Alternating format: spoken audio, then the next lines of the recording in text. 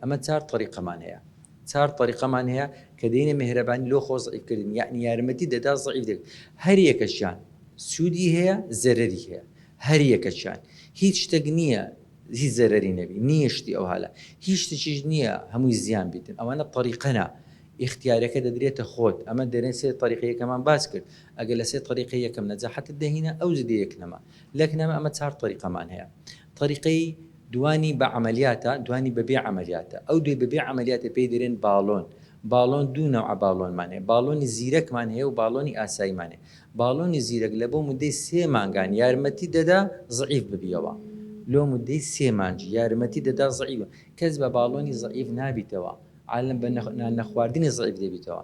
باڵۆنی ئاسایی لۆ 6 مانگی یارمەتی دەدا زعیف ببیەوە، یارمەتی دەدا، یعنی بە باڵۆنی زعیف نابیەوە، یارمەتی دەدا زعیف ببیەوە. وەکو ئەوەیە پاتری سیارەکەت ئیش ناکە لادەی پێشانەوە بوو خەڵک پاری پێوە دەنا، خۆ بۆ پاردانەی ناڕوە، بەزەوە پاردانەی سلفی یارمەتی دەدا، یارمەتی دەدا ڕجاءن جوان تێ بکەن.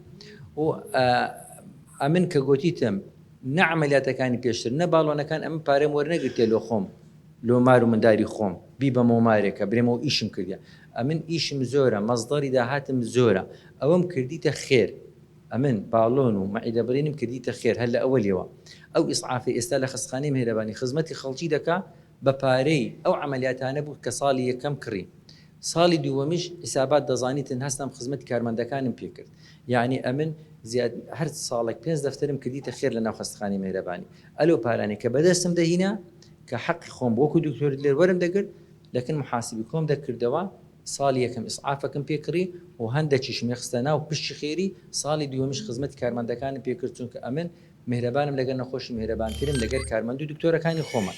میهرەبانی دڵسۆزی و لێزانی.